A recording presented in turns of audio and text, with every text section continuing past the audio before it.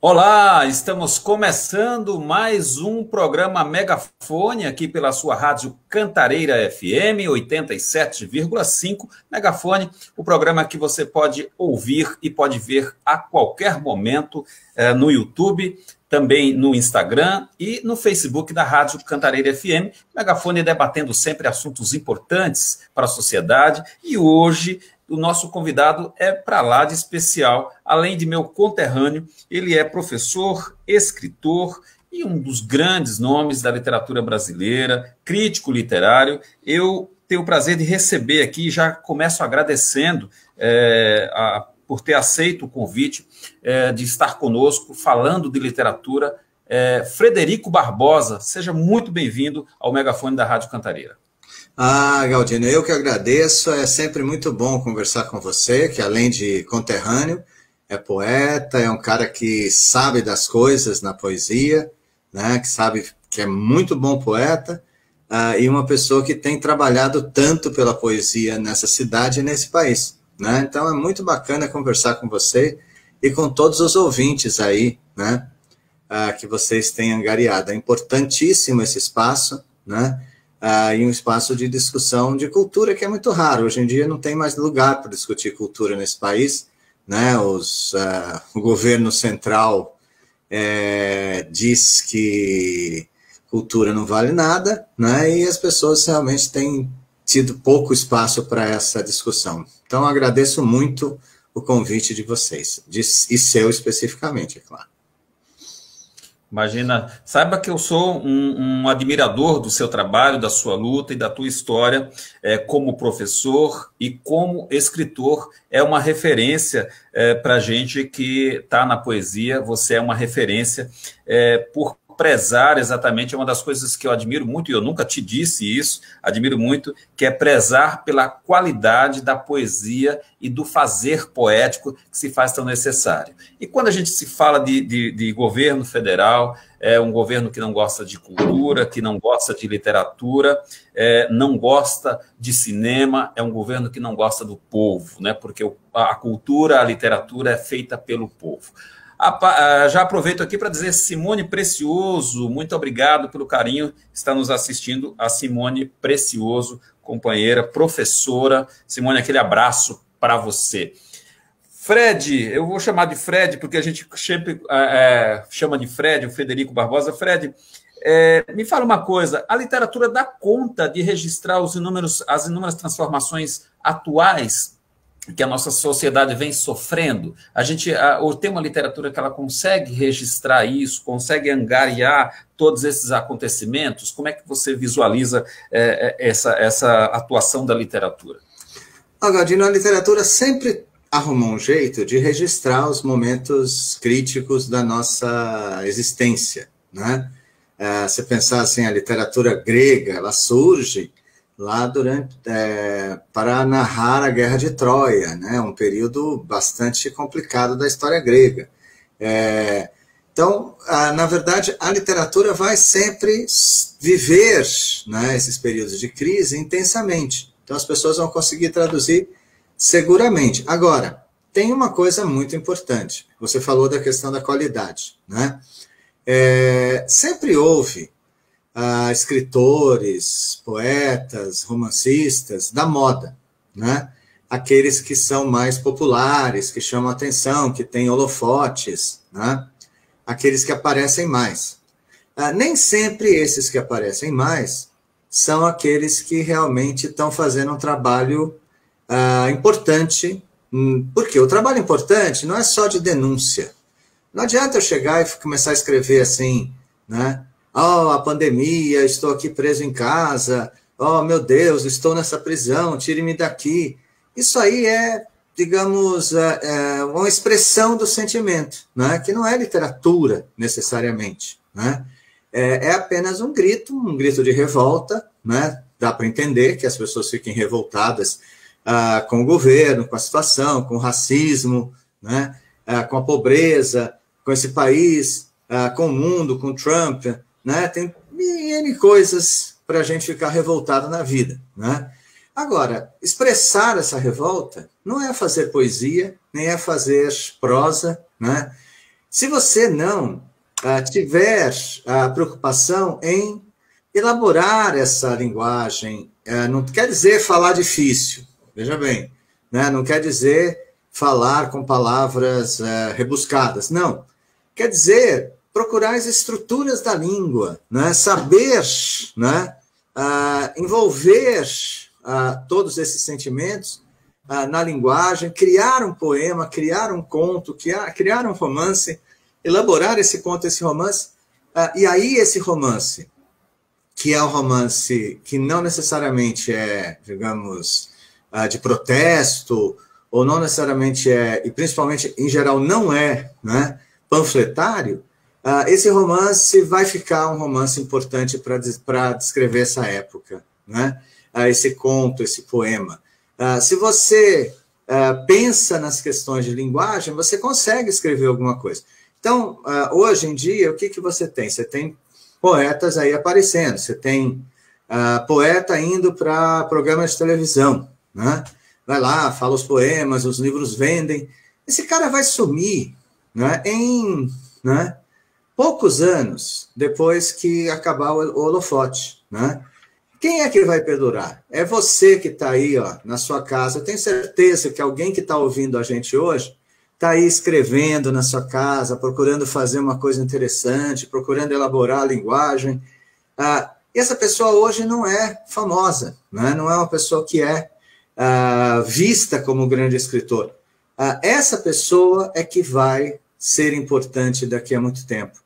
Os casos são inúmeros na história da literatura de escritores que estavam lá fazendo seu trabalho, não estavam preocupados em fazer marketing, em aparecer, e são esses, né, que aparecem hoje em dia, né?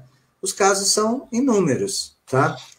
E eu gosto sempre de falar uma coisa sobre essa questão do aparecer ou não, é que em 1949, o escritor Albert Camus, né, o grande filósofo argelino-francês, né, franco-argelino, que ganhou o prêmio Nobel, né, era um cara, e é um escritor maravilhoso. O Albert Camus veio ao Brasil em 1949, né, e ele relata isso, tem um texto em que ele conta a vinda dele ao Brasil e tal. E quando ele chegou no Rio de Janeiro, que na época era a capital, né, falaram que ele ia ser recebido pelo maior poeta do Brasil. E aí eu pergunto a você e aos nossos ouvintes, qual era o maior poeta do Brasil em 1949? Todos os nossos ídolos do modernismo, os grandes poetas do Brasil, estavam vivos, com exceção do Mário de Andrade, que morreu muito jovem, morreu em 45.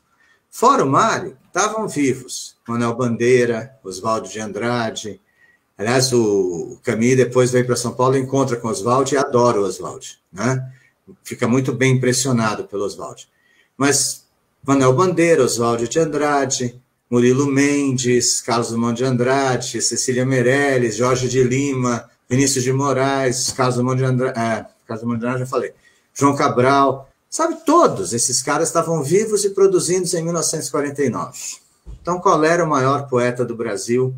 Aí alguém vai dizer, acho que era Drummond, acho que era Vinícius. O cara que recebeu o Albert Camus como o maior poeta do Brasil chamava-se Augusto Frederico Schmidt. Alguém lembra dele? Se eu perguntar aqui para vocês quais são os grandes poetas do Brasil na década de 40, ninguém vai falar dele. Mas ele era rico, ele tinha uma editora, publicava todos esses outros caras, todo mundo dizia que ele era o maior poeta que existia na face da Terra, né? Todo mundo puxava o saco dele. E o Camus ficou muito mal impressionado por esse cara, né? Ele achou muito legal quando veio para São Paulo e conheceu o Oswaldo aqui em São Paulo, foi até o litoral ver alguns rituais, né? Algumas procissões em Iguape, né? Então ele gostou muito, né, do período que ele passou em São Paulo com o Oswaldo. Mas o período que ele passou lá no Rio com o Augusto Frederico Schmidt, ele achou o cara horrível, pomposo, né? Não gostou do cara. Enfim, é isso que eu estou querendo colocar. Se alguém perguntar hoje qual é o maior poeta do Brasil, né? Bom, eu tenho a minha posição que o Brasil tem o maior poeta do mundo vivo, né? Só que ele mora aqui, na rua Pinagés, do lado da minha casa, né? Vai à padaria, ninguém mexe com ele, ninguém não chama atenção, né? Chama-se Augusto de Campos. Está vivo, né?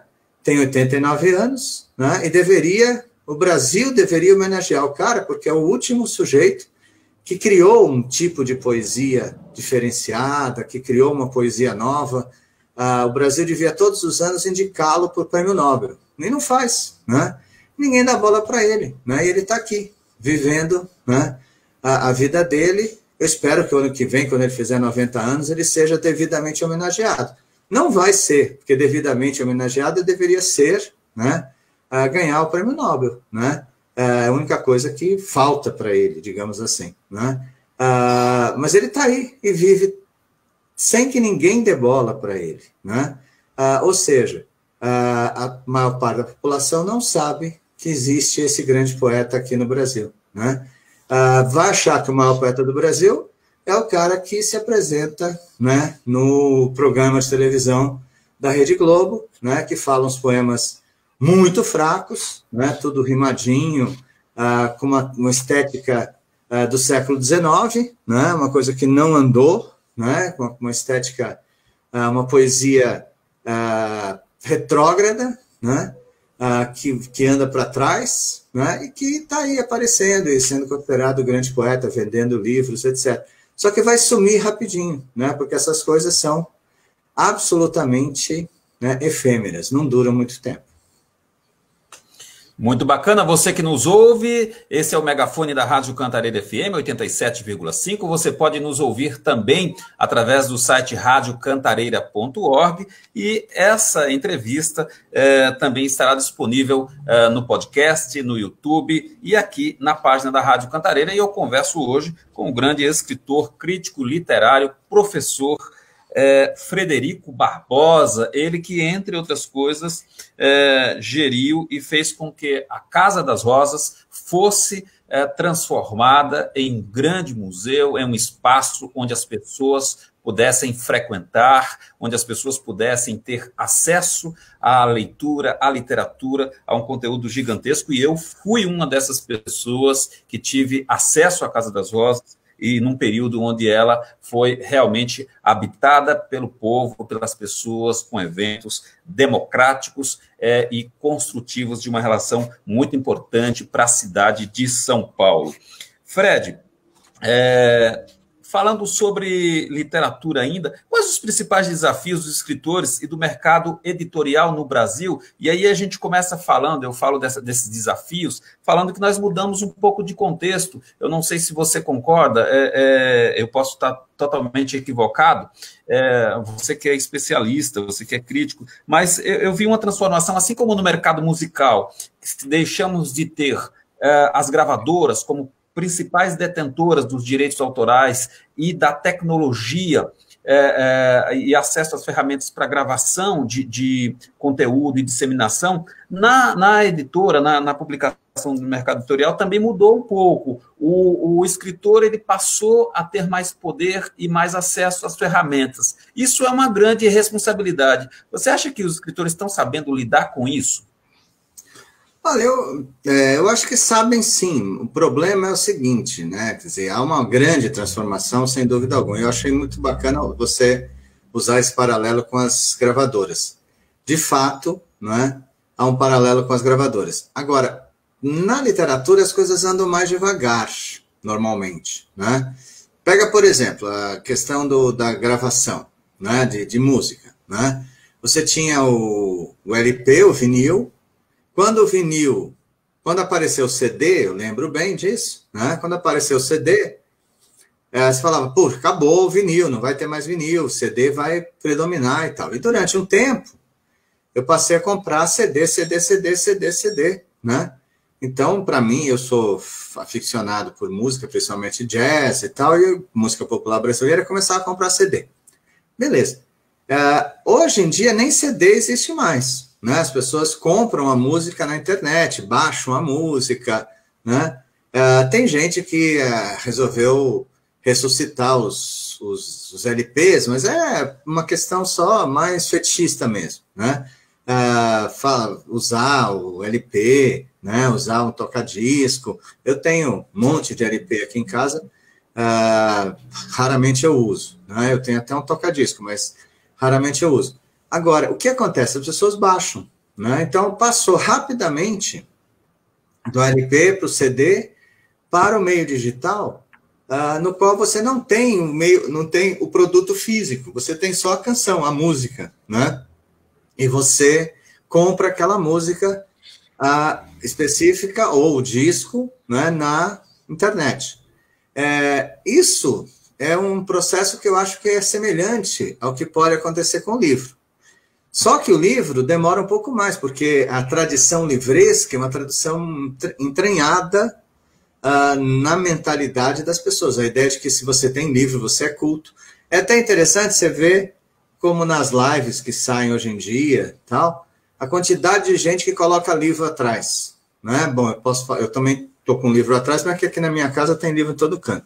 Mas as pessoas colocam, né, montam um cenário atrás com livro. Né? Para quê? Para dar a impressão, para passar a impressão de que você é culto, erudito, que você tem acesso à cultura, que você sabe das coisas através desses livros que estão atrás de você. Existe essa ideia do livro, né, como sendo o demarcador, né, da sua cultura. Então, esse processo é claramente muito lento de passagem do livro escrito, do livro em papel, para o livro digital. No Brasil, eu vi uma pesquisa de 2%, parece que 1%, né? Você tinha me falado, já estava conversando, 2 ou 1% da leitura é feita em e-book só, né? No mundo inteiro chega a 8%, que é muito pouco também, né? Significa o quê? Que está demorando essa passagem do livro físico para o digital. Tem acontecido, mas demora, né? Agora, o que aconteceu de mais importante nesses tempos? Quando eu comecei a publicar, para você ter uma ideia, eu publiquei meu primeiro livro em 1990. Eu já tinha um livro pronto em 84, mas eu queria publicar numa editora decente, uma editora que tivesse distribuição, né? Uma editora foi fundada em, acho que 88, né? Nesse período em que eu tinha um livro pronto e queria publicar. E eu acabei publicando por essa editora chamada Editora Iluminuras, que existe até hoje, é uma ótima editora, e é uma editora mesmo, mas é uma editora média, digamos, tá? Não é uma editora grande, enorme, não é dessas gigantes, nem é uma editora pequena, é uma editora média, né? Que é muito bem conceituada, que tem os seus livros colocados nas livrarias, etc. Só que o que aconteceu de lá para cá é interessante. O meu primeiro livro, esse livro que eu publiquei em 90, o Rarefato, teve resenha na Folha de São Paulo, resenha no Estadão, resenha no Jornal do Brasil, resenha no Jornal do Comércio, lá da nossa Recife, né? Resenha no Zero Hora de Porto Alegre, resenha no Estado de Minas, em Belo Horizonte. Ou seja, teve várias resenhas publicadas por um livro de um estreante, né? Que publicava por uma editora bacana, que distribuía o livro, etc. Fiquei muito contente e tal, ele foi indicado como o melhor livro do ano por alguns jornais, pelo Estado de São Paulo, pelo Estado de Minas e tal. Beleza. Hoje em dia, o que acontece? Você não tem que ficar esperando, né, quase uma década para publicar um livro.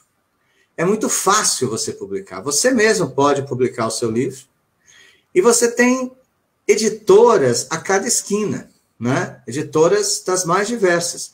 E tem editoras que publicam sem cobrar, né? Que é interessante. Antigamente, você tinha ou a possibilidade de publicar por uma grande editora, ou pagar pela publicação do seu livro.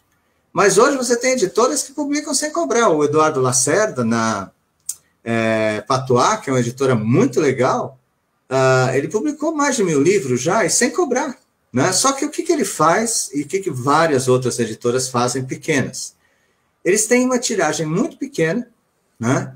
Às vezes até de 50 exemplares, a 100 exemplares, Essa tiragem normalmente é vendida toda no lançamento, principalmente quando é o primeiro livro, que o primeiro livro vai a sua família, vão seus amigos, vai todo mundo, né? O segundo livro já vai menos gente. O terceiro, então, ninguém quer saber mais, né? Se é o primeiro livro, né, de uma pessoa e tal, as pessoas vão, compram, a família vai, compra, né? No lançamento, você acaba pagando esse livro. Se você é professor, como eu, dava aula e dou aula em cursinho até hoje, né? Melhor ainda, porque você tem lá milhares de alunos, aí você tem lá uns 100 alunos que vão e compram, pronto, né? Paga a sua edição. O que acontece, então, hoje? É fácil publicar, não é mais fácil, muito, assim, eu diria que é 100 vezes mais fácil publicar do que em 1980, né? 40 anos atrás, ou 90, 30 anos atrás. É muito fácil publicar, né? Qualquer um que escreva um livro e queira publicar, consegue publicar um livro, tá? E sem pagar, né? Publicar por uma dessas editoras menores, etc. Né? Muito bem. O problema é aparecer. As pessoas publicam, mas ninguém lê, ninguém comenta, ninguém fala. Não tem mais espaço nenhum em jornal, né? Você não tem nada de resenha em jornal, muito raro, né? São, em geral, resenhas assim, super chapa branca, né? Já textos sobre gente que já é famoso, tá? Então, você não tem realmente essa possibilidade de um estreante como eu era, em 90, receber tantas críticas. Em 2013, eu publiquei minhas obras completas, né? Um livro chamado Na Lata, que tem tudo que eu escrevi, pela Iluminuras, né? O Na Lata. Eu publiquei esse livro, saiu um texto grande até, uma coisa de página inteira na Folha.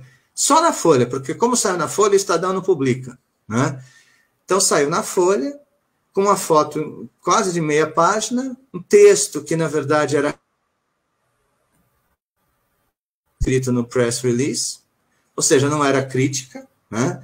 Não era nenhuma discussão do meu livro, era só uma notícia de que eu estava lançando o livro, tá?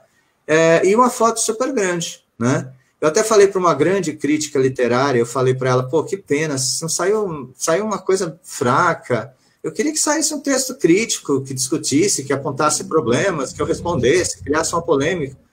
Aí ela falou assim, não, Fred, saiu uma foto grande, o que interessa hoje é o tamanho da foto, né?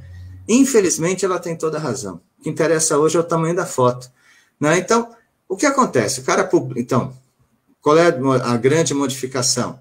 Ficou muito fácil publicar, mas ficou muito difícil aparecer com o que se publica, porque se publica tanto, né? Tem tanta coisa sendo lançada, que não tem espaço mais. Os jornais não têm, os jornais diminuíram, o jornal está acabando, jornal vai acabar, né? Jornal em papel vai acabar, isso eu não tenho a menor dúvida, né? O Jornal do Brasil já não existe mais no papel, é só, né? O Estadão não é mais um jornal, é um folhetinzinho, né? Compara com o que era, né, 30 anos atrás, tá? A força que esses jornais tinham, né? Hoje realmente está diminuindo, tanto que as bancas de jornais estão se transformando em outras coisas, tem banca de jornal virando loja de doce, banca de jornal virando isso, virando aquilo, né? Porque já não tem mais as pessoas comprando, as pessoas estão lendo na internet, né? Quando estão lendo noticiário, né? Em geral se informando pelo WhatsApp da família, né? Pelos fake news da família. Mudou muito, então realmente mudou. As pessoas têm publicado muito mais, é mais fácil publicar, isso eu acho ótimo, né? Não acho ruim, acho ótimo. Acho uma pena, apenas que não haja mais espaço para discussão de livros, né? De fato, crítica, né? Você pegar um livro, criticar, apontar os aspectos interessantes, os aspectos que você não gostou, né? Às vezes o autor responde, você critica, isso é muito salutar, é muito importante, né? Não a briga pessoal, mas a discussão de ideias, a discussão de um livro, né? Isso realmente, infelizmente, não tem mais campo, né? Não existe mais. Até porque ficou esse negócio, o Galdino publicou um livro, eu escrevo sobre o livro do Galdino, dizendo, tem aspectos bons, mas, por outro lado, eu acho isso negativo. Pronto, o Galvino acha que eu falei mal dele, já fica de mal de mim, já fala para o amigo dele que ele vai bater em mim. Quer dizer, virou um negócio, não estou falando nós dois, estou dando esse exemplo, né? Virou um negócio que acabou, não tem mais discussão de ideias, né? Se eu falo, por exemplo, a Casa das Rosas, quando eu era diretor, era um lugar democrático, aberto. Hoje em dia, não é mais, né? É um lugar fechado, é um lugar para elite, é um lugar que é dirigido por um cara que é super elitista, que só pensa em se aproveitar do cargo para fazer algo para os amiguinhos dele, da elite de São Paulo. Então, aquela ideia de um lugar aberto, que tinha gente de todo canto de São Paulo, que vinha, né, que fazia apresentações de todo tipo, eu deixava gente nova se apresentar, gente que eu não conhecia, que nem sabia quem era, né? Beleza, não existe mais. Agora, ao falar isso, eles ficam todos, né, não respondem, não discutem, né, não falam isso ou aquilo, e só ficam falando mal de mim, que eu sou um ressentido, porque eu estou falando mal porque foi um projeto que eu fiquei 12 anos fazendo, super sério, e que foi destruído em 4 anos. Eles destruíram o projeto de um lugar democrático para o povo de São Paulo. Não é mais democrático, não é mais do povo de São Paulo. Devia ser, é pago com dinheiro meu, seu e de todas as pessoas que moram em São Paulo. Mas hoje em dia é um lugar absolutamente elitista, né, para a elite, pela elite, né, e dirigido por uma elite, por um cara que é primo de um cara do PSDB e que, portanto, por isso é o diretor da Casa das Rosas. Né? Então, realmente né, eu falo mesmo, né, eu não tenho medo de falar, tá? Agora, o problema é que eu gostaria de discutir essas ideias, e não tem mais campo para discutir. Né? Por quê? Porque as pessoas só falam em questões pessoais, né? E não falam de literatura, não falam de arte, não falam de ensino, né? Nem nada disso. Eu acho importante, por exemplo, a gente discutir sarau. Né? Sarau é uma coisa muito bacana, mas tem uma história em São Paulo, é importante pensar nessa história dos saraus em São Paulo. Fred, é muito bacana ouvir a tua fala, e tem até uma pergunta da Alana. Alana, Fred, então não existe mais crítica literária? Você respondeu, né? Não existe, perdeu-se espaço. E aí, traçando um paralelo ainda, a gente vai chegar nos saraus e tudo. Fred, é bem perigoso a questão da moda, porque a moda, ela passa, né? O que é verdadeiro fica, mas a moda passa.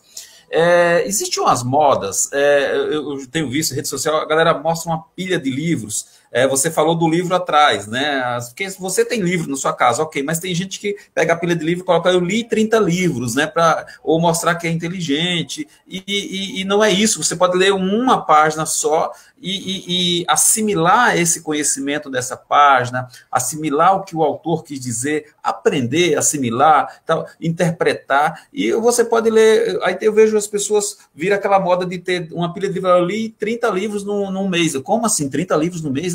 Não, pera, tá, é alguma coisa, você quer mostrar que você está lendo, porque dizer que você é inteligente, mas que você leu 30 livros no mês, então virou uma moda. A outra coisa é o perigo da substituição de uma estante de livros pela televisão, né? A gente fala muito em educação e o hábito da leitura que vem também a partir do exemplo, né? Do hábito que os pais têm para as crianças e dentro de casa, e aí a gente deixa de ter o livro para ter a televisão, né? Para ter a televisão como principal protagonista dentro da sala, e não os livros, né? Isso é um grande perigo, mas falando-se em reinvenções e fim de espaços para discussão da crítica literária, nós temos, se por um lado nós temos aí o fim de espaços importantes em jornais que também estão aí para acabar, eu tenho visto ultimamente surgiam 2 canais, mas devem ter muito mais, discutindo o livro. Por exemplo, tinha um projeto chamado Ninguém Lê, que pegava um livro de um autor e discutia. Outro projeto chamado, agora que é bem recente, Poetariado, que pega um poeta e chama convidados para discutir a obra e a vida desse autor vivo. E o canal Cloé. esses são espaços, né, onde as pessoas estão começando a discutir fora do espaço resumido ou limitado do jornal, que acabou, né? Acabou. A gente vê aí, e é uma coisa que você falou que também tem um paralelo com a política, né? Eu discordar de você, ou você discordar de alguém, parece que você é inimigo pessoal e começam a atacar você como pessoa, né? E quando a pauta não é essa, né? A pauta é discutir. Eu falo do governo e digo que esse governo é um governo que ele não pensa no povo, na população, como cultura, como ser humano. As pessoas falam, nossa, ele está falando do governo. Não, estou falando do governo porque é um governo que não tem compromisso com as pessoas, não tem compromisso com uma sociedade, com os mais pobres, não tem compromisso com o cidadão. É um governo que ele é eleito para governar para todos, mas governa para os deles. E é isso um pouco que você citou com relação à Casa das Rosas, né? Eu acho que tem algumas coisas aí que você falou que eu gostaria de comentar. Primeiro, claro, eu não acho que a televisão é um mal, né? E nem que o livro é um bem. Eu vou te dar o seguinte exemplo. Você pode ler 30 livros pode até ler 30 livros no mês. Principalmente se forem 30 livros bem rasos, bem superficiais. Cada dia você lê um pequenininho, daqueles que antigamente vendia em banca de jornal, uns livros assim de faroeste. Tinha um escritor aqui no Brasil, nipônico, não me lembro o nome dele agora, que ele escrevia 3 livros por dia. Escrevia, né? Não lia, escrevia, né? E escrevia livros de faroeste que vendiam em banca de jornal, até alguns eram traduzidos para os Estados Unidos, teve até filme americano feito a partir do livro dele, né? O cara era uma coisa impressionante, né? Era uma máquina, mora, acho que ele está vivo ainda, mora lá no Espírito Santo e tal. É uma figura interessante, né? Se vocês procurarem na internet, vocês acham. Né? É uma figura interessante, o cara é uma máquina de escrever livro. Ele tem um modelão e pega e escreve 3 livros por dia, né? Então, uma coisa impressionante. Então, de repente, você pode até ler 3 livros desse, um livro desse por dia, ou, né, você lê livro ruim. O que eu acho que é livro ruim? Deixa eu conceituar, né? Para mim, livro ruim é livro que só diz o lugar comum, só diz o que as pessoas pensam. Essa é a arte, por exemplo, do Paulo Coelho. Por que o Paulo Coelho faz tanto sucesso? Ele fala aquilo que as pessoas querem ouvir. Ele escreve exatamente o que você quer ler. E aí você lê e fala, nossa, ele tem toda a razão. Não é que ele tem toda a razão, você concorda com ele, né? E aí você acha que o cara tem toda a razão. E o cara escreve lá coisas assim, tipo, você tem que acreditar em você mesmo para conseguir ter sucesso na vida. Claro, você tem que acreditar em você mesmo. Quem é que vai falar que não, né? Que você, para ter sucesso na vida, tem que ser assim, eu sou uma droga, não dá, né? Você tem que acreditar em você, você tem que lutar por você.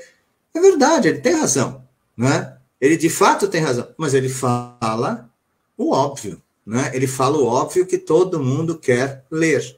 E aí ele faz sucesso, né? E dá para você ler 30 Paulo Coelhos num mês, tranquilamente, né? Porque você está lendo o óbvio, você não para pensar, você não para entender o que está acontecendo, você não é instigado a ler de novo, você não lê 30 livros do Guimarães Rosa no mês, né? Porque Guimarães Rosa põe pedras no seu caminho, como dizia o João Cabral de Melo Neto, né? Da leitura. Você não lê 30 livros da Clarice Lispector no mês, né?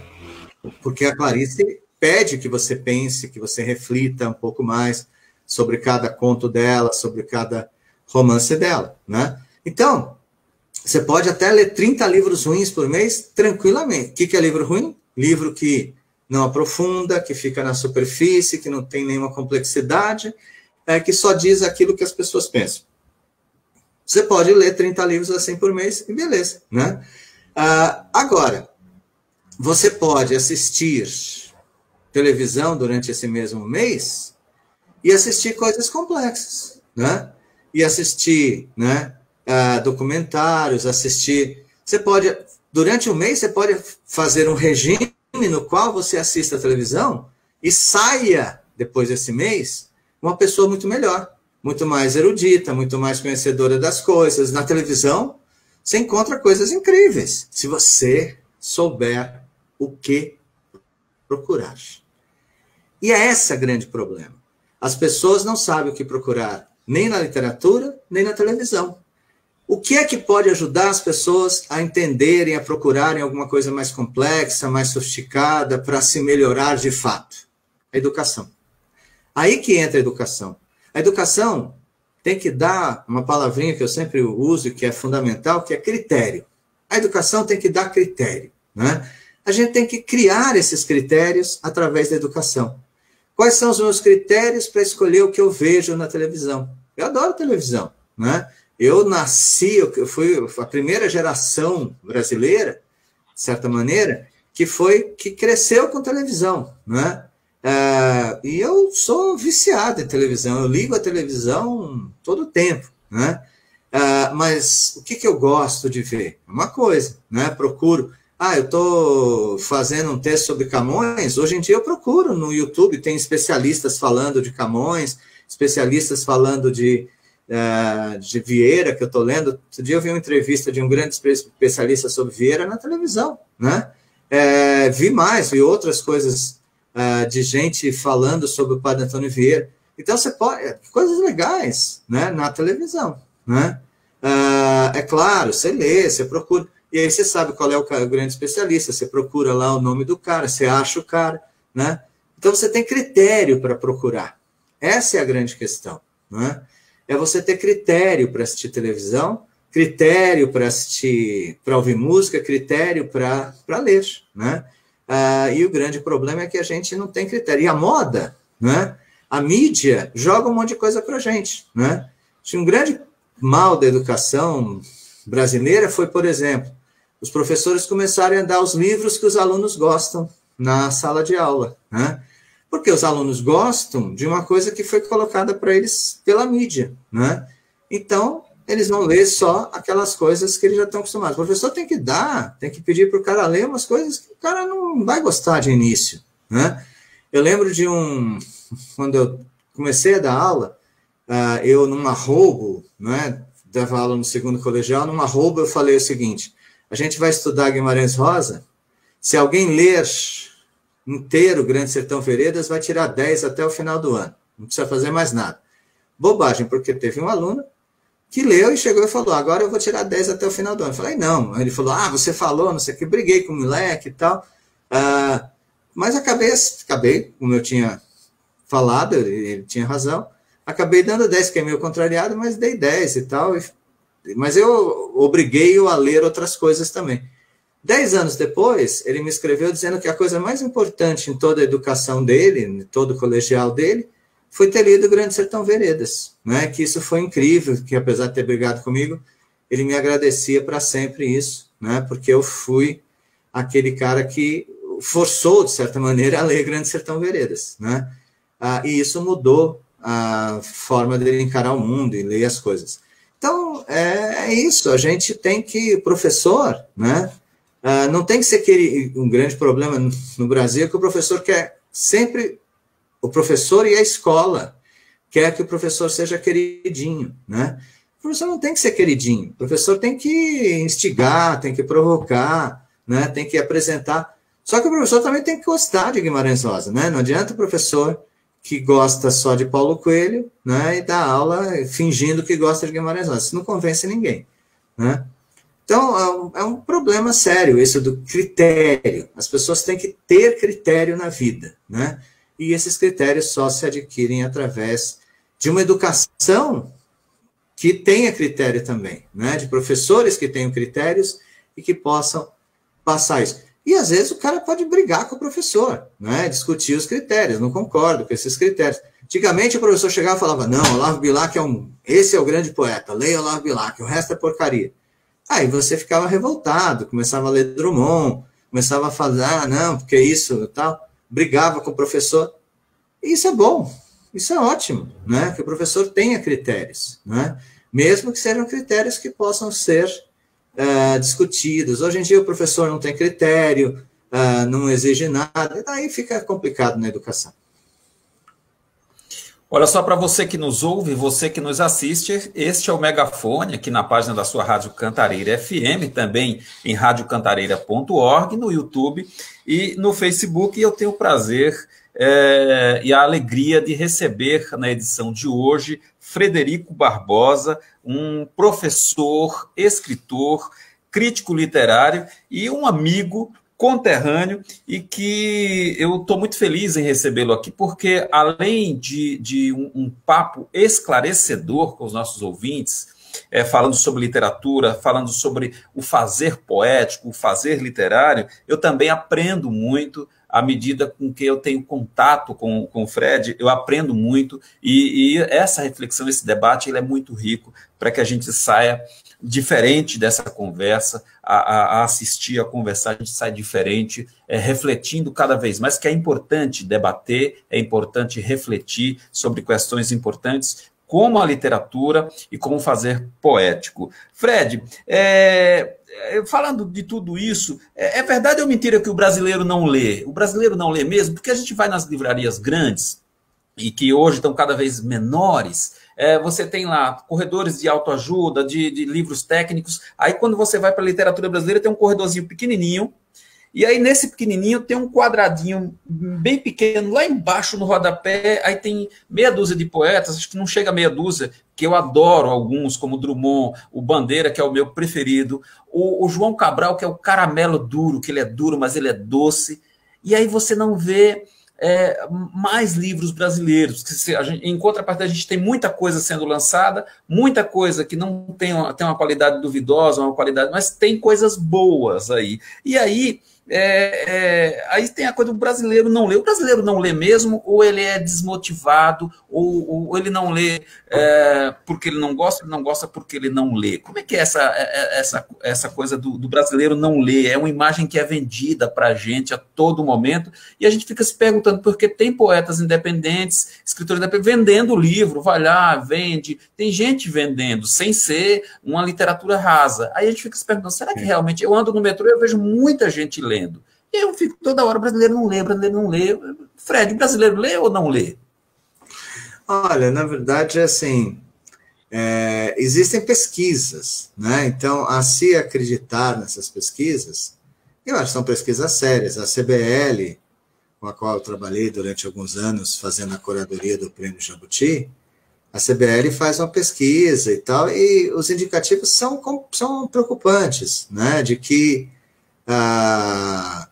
no Brasil lê-se um livro por ano cada brasileiro, o que significa que é bastante livro, são 200 milhões de livros que são lidos por ano, né? Mas um por ano não é... Isso é estatística, né? Tem gente que lê 100, tem gente que não lê nenhum, né? Obviamente. Agora, o que eu acho que existe é uma dificuldade mesmo das pessoas chegarem ao livro, né? Das pessoas alcançarem o livro. Eu fiz durante alguns anos, acho que 2 ou 3 anos, eu coordenei uma coleção para o jornal Estado de São Paulo. Teve vários nomes, Isso é Leitura, Leitura nos Vestibulares, cada ano tinha um nome.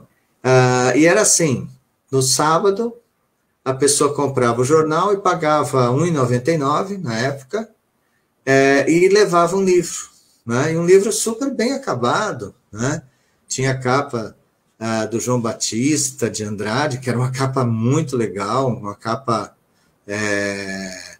bonita mesmo, um livro bem feito, né? Eu tenho essa coleção aqui até hoje, e tem muita gente que tem em casa, né? Essa coleção do Estadão, porque eram clássicos da literatura, né? E vendia em banca. Na época, o Estadão tinha uma edição de 1 milhão no domingo, né? Hoje não deve ter nem 200 mil, né? Mas na época tinha uma edição de 1 milhão no domingo. Isso em 97, de 97 a 99. Uma edição de 1 milhão, né? E vendiam todos. Então, todo domingo vendia 1 milhão de livros, né? Daquela coleção do Estadão. Aí a Folha rapidamente correu atrás, a gente começou. A Folha imitou e também tinha uma edição da Folha, né? O que é bom, né? Porque tinha mais livros circulando. Essa do Estadão, eu posso falar porque foi eu que fiz, né? Tinha 1 milhão, tinha um estudo atrás do livro, né? Vejam em casa, provavelmente vocês têm, tá lá, inclusive meu nomezinho lá, né? Mas assim, gente, uma vez eu estava na banca de jornal aqui do lado de casa, né? Eu sou amigo do Beto, do pessoal da banca, né? Que é um pessoal muito legal. Eu estava lá conversando e de repente chegou uma mocinha e perguntou: você guardou meu livro? Ele falou: guardei, está aqui o livro e tal. Ela pagou, e era uma mocinha que era muito pobre, dava para ver, né? No Brasil a gente tem uma coisa meio terrível, né? Que você tem o jeito pobre de ser, né? Uma pessoa educada, uma pessoa humilde, né? Uma pessoa muito legal, portanto, né? E aí eu perguntei para ela: você está acompanhando essa coleção? Ela virou para mim com um sotaque nosso, né, que eu perdi, porque eu vim para cá muito cedo, mas com sotaque nordestino até, e falou: sabe o que é? Falam que é importante ler, mas eu nunca tive oportunidade, agora eu tenho, por causa da coleção, né? É óbvio que eu saí chorando, fiquei chorando e tal, porque achei bacana aquilo. Para mim foi a maior digamos, glória, né? Ter contribuído, eu fico emocionado até hoje a falar, ter contribuído para aquela moça ler, né? Por quê? Porque a maior parte da população brasileira nunca entrou numa livraria, tem medo de entrar, não sabe se comportar dentro de uma livraria, né? Não sabe o que fazer, não sabe o que escolher, não tem critérios e não tem jeito, né? Numa banca de jornal, a maior parte das pessoas fica à vontade, porque a banca de jornal está lá na rua, no meio da rua e tal, você não tem que entrar.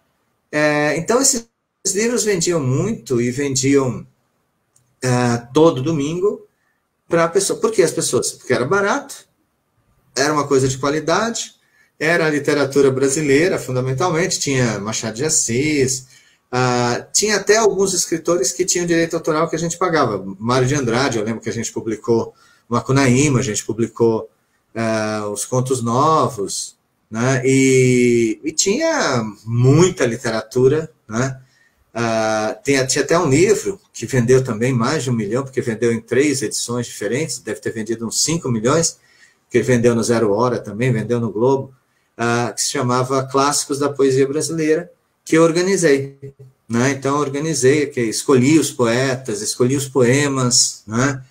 Fiz uma escolha dos 20 maiores poetas da história da literatura brasileira, começando lá com Gregório, Tomás Antônio Gonzaga, Cláudio da Costa, esse povo todo até o Augusto dos Anjos, né?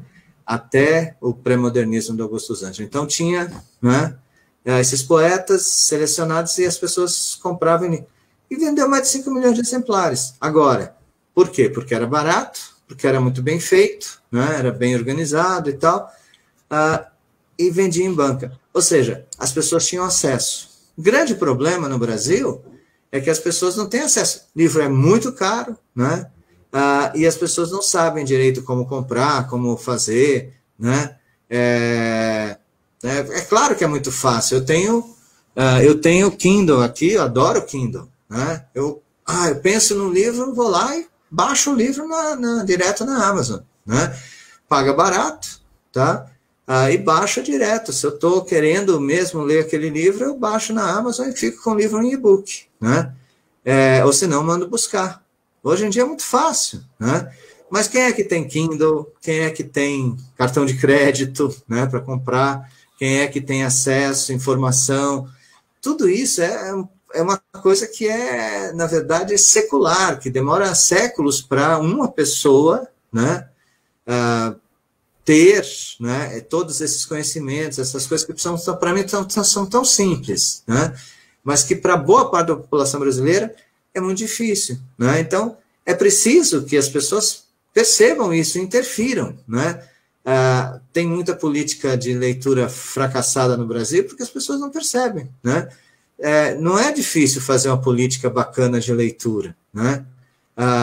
Eu conheço várias pessoas que fizeram políticas legais de leitura, né? Quando a Cláudia Costin foi secretária de Cultura aqui de São Paulo, ela tinha uma política muito legal. o José Luiz Goldfarb fez uma política muito bacana no estado de São Paulo, a gente ajudou depois de certo tempo. Quer dizer, tinha umas políticas assim, tudo isso acaba, é destruído, né? Também tem esse problema no Brasil, né? Fred, Oi.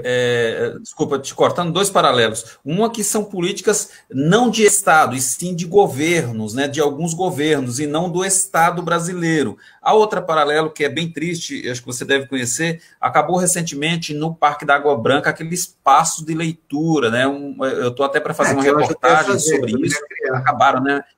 Sim, eu lembro, e acabaram com aquele espaço agora, essa semana, acabaram com o espaço de leitura do Parque da Água Branca. Eu tenho até uma matéria, denúncia para fazer, e aí tem essa coisa, né, de políticas serem de Estado para o povo e não de partidos ou não de governos, né? O governo sai, vamos acabar com esse projeto de leitura porque não é do meu governo. Então, não, e a gente, na verdade, Galdino, tem uma coisa assim que, por exemplo, esse espaço de leitura, na verdade, foi criado pela Poiesis, que eu criei, né?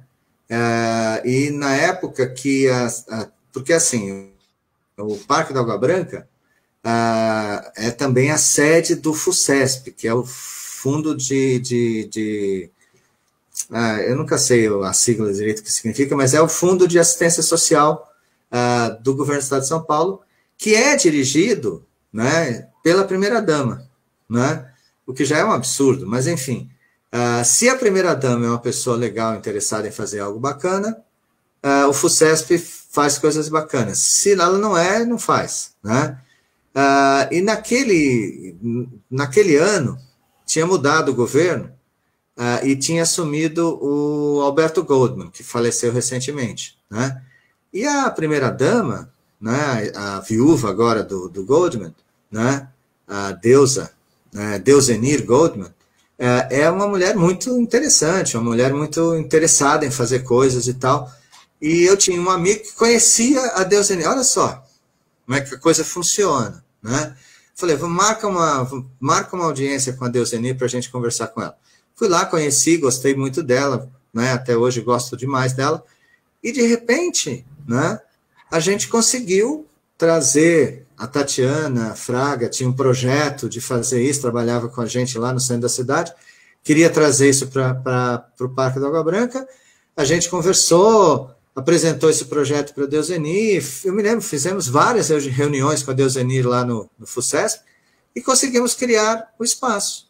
E aí o espaço ficou lá, né, primeira, de início era administrado pela Poiesis, depois que eu saí da Poiesis, saiu da Poiesis também, né, só sei que a Tatiana ficou lá até agora, ela estava lá até pouco tempo, né, não sabia que tinha acabado, fico muito triste em saber, porque foi um trabalho danado a gente conseguir implantar aquilo lá, né, e era assim, na base você sabe, você conhece alguém aqui, vai lá, fala ali, você está entendendo? Quer dizer, a gente consegue criar coisas bacanas.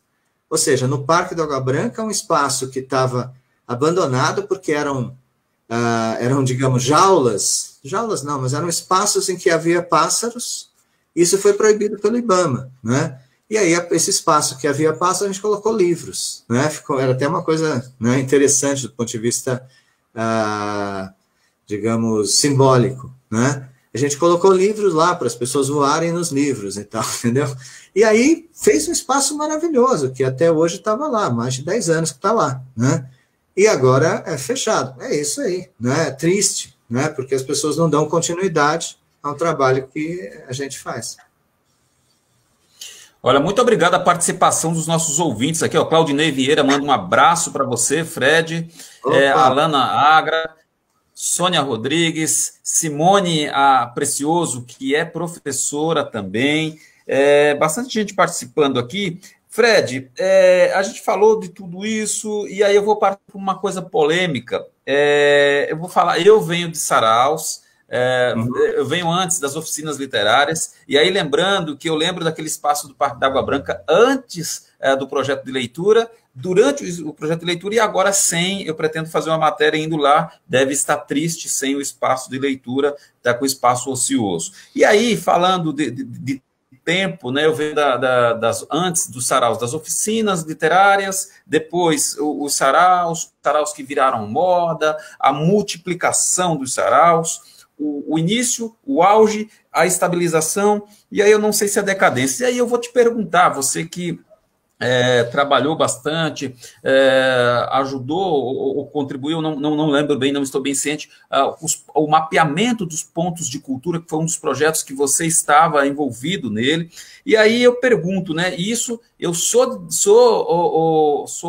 não sei se fã, mas sou um participante, fundei sarau, apresentei sarau, tenho um total envolvimento com os saraus, mas eu também tenho críticas. E aí, falando em críticas, é um ponto polêmico, eu te pergunto, os saraus já deu ou ainda tem muita coisa para acontecer, já que os saraus tornaram-se espaços onde as pessoas leem qualquer tipo de texto, são aplaudidas e muitas vezes confundem-se ou se confundem ou se iludem com ser importante, com ser poeta, com ser um literato, por conta dos aplausos ou dos likes.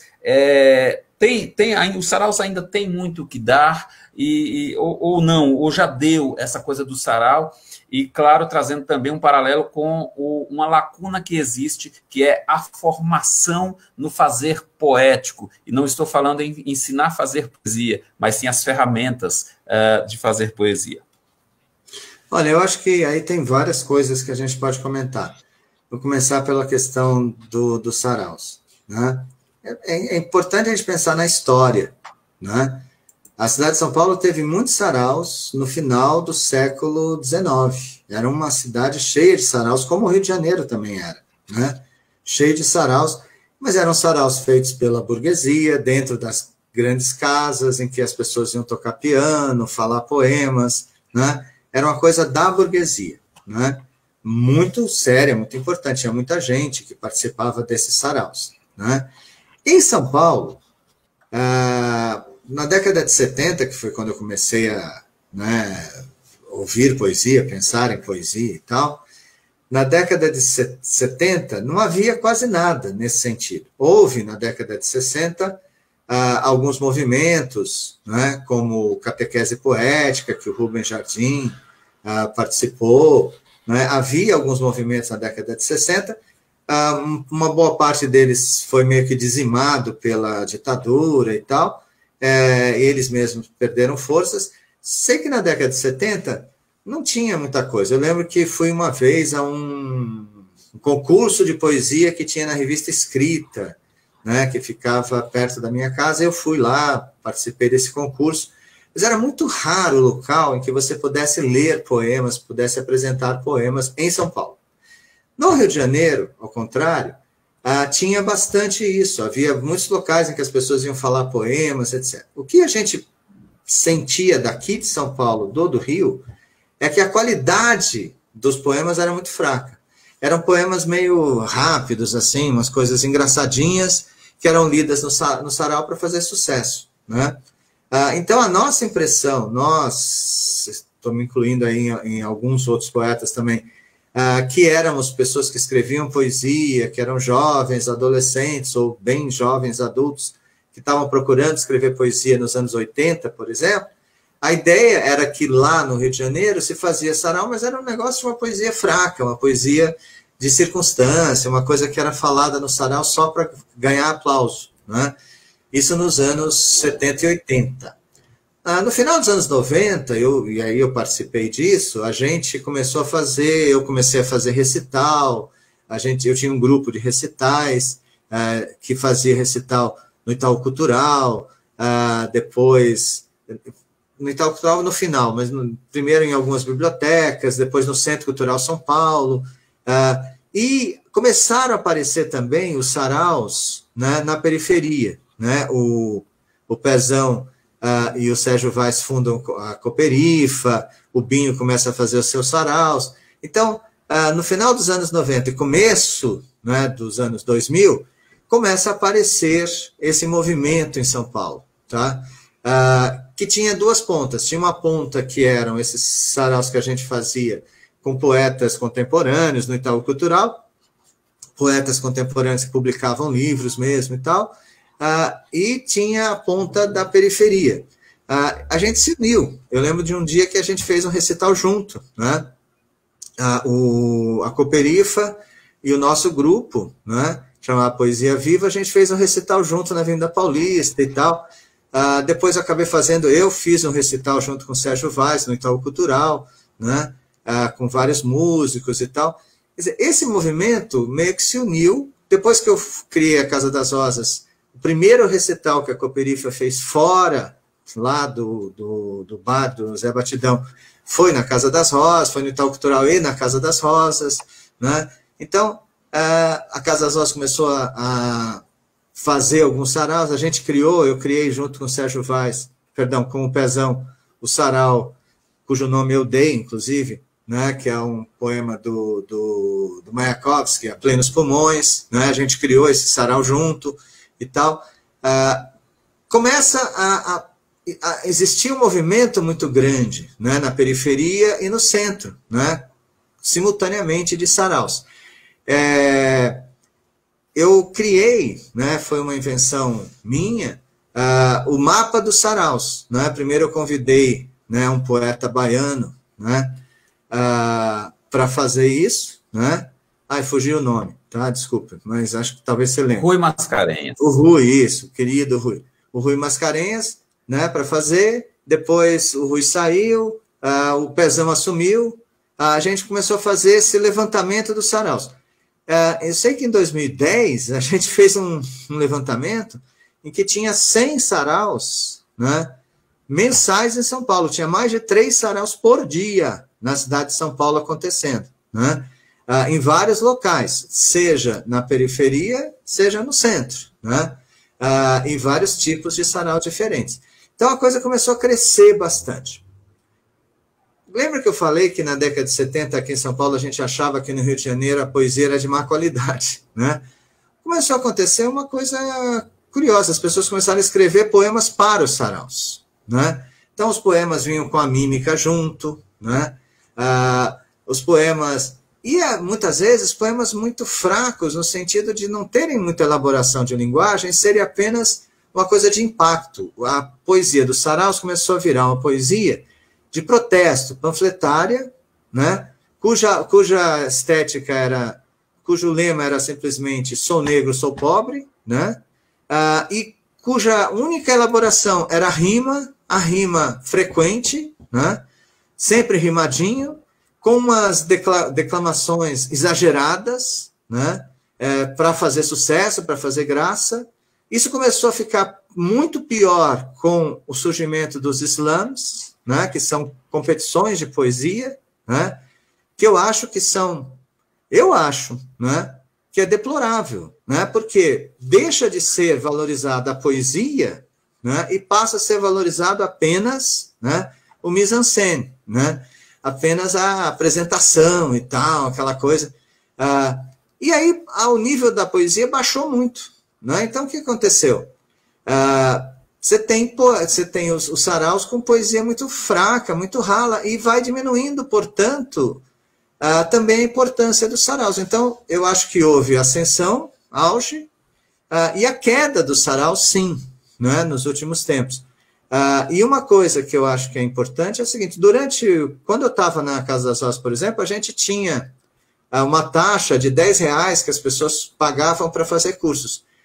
Eu coloquei isenção para quem participava de sarau, né? E quem é que foi lá? O Pezão foi, né, fazer cursos, fez uma oficina comigo, fez outras oficinas e tal, para, digamos, melhorar a sua poesia, incrementar a sua poesia, fazer coisas mais interessantes com a sua poesia. Ele tinha essa visão, né? E foi fazendo e foi melhorando a sua poesia, foi sofisticando a sua poesia, ou seja, colocando mais elementos interessantes na sua poesia, sem ficar apenas aquela coisa do eu tenho um irmão, o nome dele é João, ele entrou na contramão, ai que confusão, né? Meu nome é Pezão. Não, né? Não fazia poesia assim. Os caras fazem poesia assim, né? Uma poesia que é extremamente fraca do ponto de vista da elaboração formal. O que vai acontecer, né? Eu acho que o sarau tende a diminuir e voltar, né? de novo, a fazer uma poesia de elaboração, etc. O que eu acho que é um fenômeno muito curioso, legal, bacana, que eu admiro muito, é que houve uma apropriação pelas classes menos favorecidas da poesia, né? Isso houve, sim, durante esse período, né? Muita gente que não tinha acesso à cultura, educação e tal, passou até a ter acesso via poesia, se interessaram em fazer poesia, quer dizer, isso cresceu bastante. Mas, né, houve, sim, um apogeu e um certo declínio. Os slams, eu tenho grandes problemas com os slams, né? Nunca vi ninguém que apresenta slam, que faz slam, apresentar poesia que eu tenha gostado de fato. São sempre poemas super apelativos, né? Talvez a Roberta Estrela d'Alva tenha uns poemas bem interessantes, minto, né? A Roberta tem coisas interessantes, mas de resto eu vejo assim uma poesia muito apelativa, muito exclamativa, digamos assim, né? E eu acho muito ruim essa coisa de concurso, é coisa de americano, né? Essa coisa de fazer concurso, eu ganhei o concurso de poesia. Isso eu acho uma coisa que não devia existir. Devia ter esse congraçamento das pessoas através da poesia, aí não concurso de ver qual é o melhor. Quando começa essa coisa de concurso, começa a apelar, né, para recursos que muitas vezes são, eu já usei o termo, apelativos mesmo, né, que são apelações para ganhar o concurso. Muito bacana. Eu converso hoje com Frederico Barbosa. Frederico, que é escritor, crítico literário, professor, e vem trazendo, nesse bate-papo muito interessante, questões importantes relacionadas à literatura, à cultura na cidade de São Paulo. Oi, Fred. Há uma outra coisa que eu esqueci de falar. Você falou da questão das oficinas. Há um fenômeno semelhante com as oficinas, né? Eu lembro que quando a gente começou a fazer oficina na Casa das Rosas, tinha muito pouco em São Paulo, né? Eu sempre defendi essa ideia de que literatura, poesia, escrita, se ensina, então é possível ensinar, escrever e tal. Beleza. Começamos a fazer oficinas de poesia, nos Estados Unidos tinha muito. Os americanos, há muitos anos, reclamam, falam que há uma praga de oficina literária, que a oficina literária não serve para nada, e que é uma praga que acontece nos Estados Unidos. Então, no começo, a gente enfrentava, né, esse descrédito no Brasil, porque no Brasil ainda predominava a ideia de que escrever literatura é uma coisa divina, que é uma coisa de classe, né, na verdade, que é divino, que vem de algum lugar, e você começa a escrever, né? Ora, a gente começou a implantar essas oficinas todas. O que aconteceu? Começou a crescer e virou uma praga, como nos Estados Unidos, né? Hoje em dia tem oficina literária em todo canto, né? Essas oficinas não têm nada a ver com o fazer literário de fato, com o fazer poético, né? As pessoas levam os poemas que escrevem, umas leem, as outras... Todo mundo aplaude. Aí vem esse problema que você falou do sarau. Todo mundo aplaude todo mundo é genial, né? Todo mundo é fantástico, né? Ninguém fala mal do texto do outro, né? Todos os textos são incríveis que todo mundo escreve nessas oficinas, tudo é maravilhoso, perfeito, né? E aí acaba virando o quê? As oficinas hoje se transformaram no Brasil numa praga, né? Coisas péssimas, né? Um auê mútuo, gente aplaudindo uma outra, né? Enquanto professores realmente de oficinas sérias, como João Silvério Trevisan, né? E outros, né? Alguns cuja modéstia eu não posso falar, né? Pessoas sérias que fazem o quê? Que criticam, né? Que levam as pessoas a escrever de uma maneira diferente e tal, hoje em dia estão no meio dessa bobagem que domina as oficinas no Brasil, né? Em que as pessoas só fazem um elogio mútuo uns aos outros, né? Em São Paulo isso é muito claro, né? Você vai ver o que se produz nas oficinas, todo mundo escreve igualzinho, todo mundo escreve de uma maneira extremamente superficial, né? E isso é uma coisa que virou uma praga. Então, no caso das oficinas de escrita, eu só queria falar para as pessoas tomarem muito cuidado com que oficina vão fazer, né? E se essa oficina não é simplesmente laboratório de autoelogio e de autocomplacência, né? Uma pessoa achando que a poesia da outra é ótima, excelente, excelente, e vão fazendo, né, e não tem nada realmente para se aprender. Porque dá para aprender a escrever, sim, né? E escrever é uma coisa dura, complicada, que envolve uma série de aspectos que são importantes a gente estudar. Maravilha. Eu converso com o Frederico Barbosa e, Frederico, vou dizer uma coisa para você, nós estamos num papo muito bacana que está chegando ao final. Tem vários comentários aqui. Olha, o Márcio Baltazar, ele que é do Sarau das Águas, um abraço, Márcio. Também a Deb fala assim, olha, queria que tivesse uma Casa das Rosas no interior, estado de São Paulo, nossos jovens precisam desse espaço, mas não têm condições de se deslocar até a capital. Eu lembro até de um projeto que levava os alunos para a Casa das Rosas, contação de histórias, eu contei histórias na Casa das Rosas em alguns períodos para essas pessoas que vinham das escolas do interior, dos bairros distantes, para a Casa das Rosas, para ter contato com a poesia, com a literatura. Era muita gente que nunca tinha ido. Era muita gente que nunca tinha ido. A Avenida Paulista, né? Paulista. A Avenida Paulista, inclusive. As pessoas para Paulista. Foi muito bacana.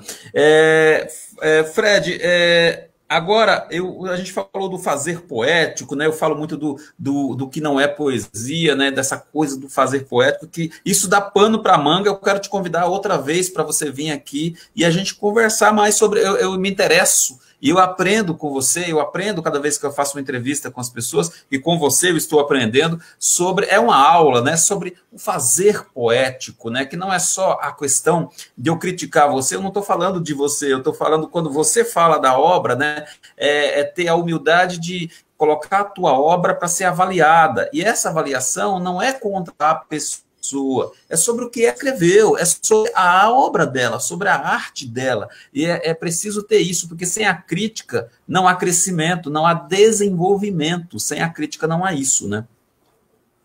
Exatamente, eu aprendi muito com escritores que criticavam o que eu escrevia. O poeta que mais me influenciou chama-se Sebastião Choalete. Sebastião, eu tinha 15 anos de idade, levava meus poemas para ele, e falava, isso tá uma porcaria, usava um palavrão, não vou falar aqui, isso tá uma porcaria, joga essa porcaria no lixo. Aí eu falava, nossa, cara, eu tinha 15 anos, né? Todo mundo era tão bonitinho comigo, mas ele não, ele era feroz. E explicava porque não gostava e tal. E a partir disso eu fui desenvolvendo bastante a minha autocrítica no escrever, né? Não só dele, mas de outras pessoas que influenciavam muito, né? E isso é muito importante, é a crítica, é a discussão. E principalmente saber que se eu falar para você, né, se você me mostrar um poema seu e eu falar, Galdino, não gostei muito desse poema por causa disso, acho que tem isso interessante, mas isso eu não gostei. Não estou dizendo que eu não gosto de você, estou falando que eu não gostei desse poema, né? E isso acaba sendo o que acontece, que a literatura nesse Brasil acaba virando uma massagem de ego coletiva, uma suruba egóica coletiva, né? E é isso, por exemplo, que se transformou a Casa das Rosas, né? Os cursos, as oficinas que tem lá hoje, são essa suruba egóica coletiva de todo mundo achando tudo bonito, né? E não fazendo nada que seja interessante e, portanto, não contribuindo para a poesia brasileira. Fred, agradeço demais a tua participação aqui, você ter aceito esse convite, ter batido esse papo comigo, com os ouvintes, que essa conversa vai ficar disponibilizada para que todo mundo possa ver e ouvir a qualquer momento, no podcast, no site da rádio. Eu queria te perguntar, fazer duas coisas. Uma é você deixar uma mensagem para nós, para os nossos ouvintes, no Brasil, no mundo, deixar uma mensagem. E a outra é fazer uma provocação. Em meio a um desgoverno, a um governo como esse que não cuida, né, das pessoas, que não gosta da cultura, que não gosta dos artistas, nós temos saída, nós temos o que fazer diante de tudo isso. E quero que você deixe uma mensagem. E se eu não sou o Antônio Abujamra, né, dá para perceber, mas tem uma coisa que eu peguei dele, que eu sou fã, né? Eu dizia, tem algum assunto que eu não abordei, algum tema que eu não abordei, que você gostaria de abordar? O microfone é seu, o espaço é seu, porque aqui é uma rádio comunitária e a rádio comunitária ela não tem um dono, ela é do povo. E sendo do povo, nós temos que ocupar, e é isso que eu faço, ocupo e abro espaço para que as pessoas se manifestem e tragam aqui as suas colocações e que a gente debata, porque o debate ele é saudável. Olha, é difícil falar uma mensagem, né? Vou começar pela outra pergunta, né? O que a gente faz com esse governo, com essas coisas? Primeira coisa é a gente batalhar para mudar isso, né? Principalmente mudar pelo voto na próxima eleição, né? Quer dizer, tirar essa canalhada que está no governo hoje, né? É muito importante para o Brasil, né? Muito importante para a nossa história, a gente conseguir se ver livre. Não adianta nada derrubar esse cara que está aí agora, que vai assumir o militar, né? E o governo é um governo militar hoje em dia, né? A gente sabe muito bem, você tem militares em todos os postos mais importantes da nação, né? Cresceu, acho que teve um levantamento que eu estava vendo, cresceu 100% o número de militares nos postos hoje em dia do Brasil, né? E nós estamos dominados por eles, né? Então, se derrubamos esse idiota que está aí, vai assumir o vice que é um militar, que é um general, né? E pronto, né? Estamos feitos, né? Temos aí um general nos dominando de novo. Não estou dizendo que devemos defender esse idiota que está aí, mas, né, lembrar que não adianta, não é simplesmente depô-lo, simplesmente temos que tirar todos esses caras pelo voto em 2022, né? Na eleição de 2022. Então, são 2 anos aí que a gente precisa se preparar, se juntar, né? Porque eu acho que tem um problema na esquerda brasileira, que é a briga entre si o tempo todo, né? Então, a gente precisa se juntar e tirar esse pessoal daí, né? O mais rápido possível. Isso é uma coisa. Outra coisa que a gente pode fazer é estudar, né? Estudar, é ler, é escrever poesia, né? É fazer coisas que a gente pode fazer por nós mesmos, né? É difícil, por exemplo, fazer cinema, né? Que você precisa de muita grana, você precisa de muitas pessoas, né? Mas fazer poesia, escrever, você pode escrever por você mesmo, e você pode ler, né? Você pode buscar, né, os grandes poetas desse país, você pode ler, né, a grande literatura que esse país produziu, e pode, né, desenvolver a sua própria literatura. Isso eu acho que dá para a gente fazer muito bem, né? Já que os idiotas não gostam de poesia, pelo menos a gente pode fazer poesia, né? E do ponto de vista... E eu escrevi um poema que eu publiquei no dia 31 de dezembro de 2019, né? Eu escrevi um poema que dizia assim: em 2020, o desafio será chegar ao ano seguinte, né? Então, é isso aí. O nosso grande desafio agora é chegar ao ano seguinte, né? Sair dessa pandemia. Eu acho que é muito importante que as pessoas se cuidem, né? Eu peguei o Covid, eu tive Covid, mas tive sintomas leves, né? Não foi nada complicado para mim, mas é uma coisa que pega mesmo, que está todo mundo aí, né? Não dá para você ficar dizendo que não existe. Então, usem máscara, saiam o mínimo possível, né? Procurem se cuidar, né? Porque é muito importante que a gente domine esse bicho. E tem uma coisa complicada, né? Alguns estudiosos, amigos meus, colegas e tal, têm falado que a tendência dessas pandemias é ser cada vez mais frequentes, né? Se antigamente era de 100 em 100 anos, né? Hoje a gente vai ter isso de 10 em 10 anos. Então, é muito preocupante, né? É importante que a gente tenha uma estrutura, que a gente fortaleça, por exemplo, o SUS, né? Fundamental, né? A gente fortalecer. Graças a Deus, o Brasil tem o SUS, né? Imagine se não tivesse, né? Como os Estados Unidos não tem, né? Então, cada um tem que pagar o seu tratamento e tal. Graças a Deus, o Brasil tem o SUS, né? Tem um sistema único de saúde, tem um sistema público de saúde, que é problemático, que é precário, que tem problemas totalmente... Todo mundo sabe, né? Mas é por isso que é importante essa pandemia, que a gente aprenda, né, que existe coisas que a gente precisa se preparar para enfrentar, né? Então, fortalecer o SUS, fortalecer, né, os sistemas de saúde, fortalecer a saúde pública, a educação, né, para a saúde, tudo isso é uma coisa que a gente precisa pensar mais e com muito carinho, né, porque outras pandemias virão, né? Então, é importante que a gente se prepare coletivamente para isso, né? Um país muito rico, né? Um país muito cheio de coisas lindas, maravilhosas e que, na verdade, né, pode dar certo. Deu certo, né, durante alguns anos passados aí. Eu me lembro de uma época que eu recebi um amigo meu que veio de Yale, professor de Yale, ele chorava as pitangas, isso em 2008, 2009, falava que estava tudo horrível nos Estados Unidos.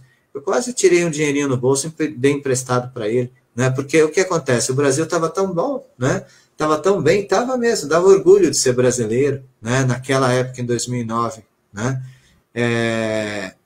Agora a gente precisa retomar isso, né? A gente precisa retomar tirando essa corja de lá e principalmente fazendo um trabalho consciente, bacana, na saúde, na educação. Todo mundo fala, né? Todo ano que tem eleição, saúde, educação, né? Mas cadê? Né? Cadê a educação? Cadê a saúde desse país? Então, a gente precisa realmente lutar por isso e dar para a gente construir um mundo melhor para a gente viver e para as nossas filhas, né? Eu tenho 2 filhas de 7 anos, me preocupa muito com elas, né?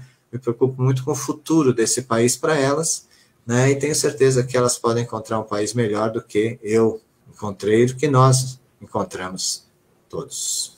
É isso aí. Queria super agradecer essa oportunidade aí da gente conversar, né? Você já falou que vai convidar de novo, vou cobrar de você daqui a pouco voltar aqui para a gente conversar um pouco mais e, de repente, trazer uns poemas, falar sobre poesia, né?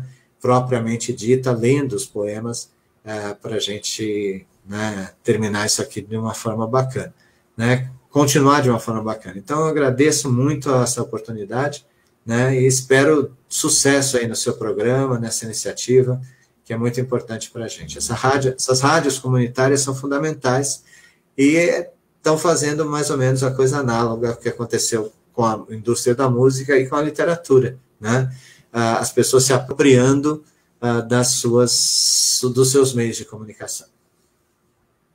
É isso, Fred, muito obrigado e, mais uma vez, uma alegria recebê-lo e dizer que as portas estão abertas e o convite é de verdade. Espero, vou te convidar para você voltar aqui, para a gente bater mais um papo, falar mais de poesia, recitar poesia, inclusive aqui dá para trazer mais gente ao mesmo tempo, tá? Dá para a gente fazer debates aqui nessa mesma plataforma, trazer mais gente e a gente conversar ao mesmo tempo, debater e falar mais de poesia. Essa semana eu ainda entrevisto o Tiago Winer, ele que também é poeta, e na sexta-feira o cantor, compositor e multi-instrumentista, o Hélio Camali, vai cantar, e vai falar de letra, falar de música, falar de governo, falar de falta de incentivo à cultura aqui nesse mesmo horário, nesse mesmo programa. Agradeço a participação de todos os nossos internautas e ouvintes. Amanhã nos encontraremos aqui nesse mesmo horário. Um abraço, Fred, um abraço aos nossos ouvintes e até amanhã.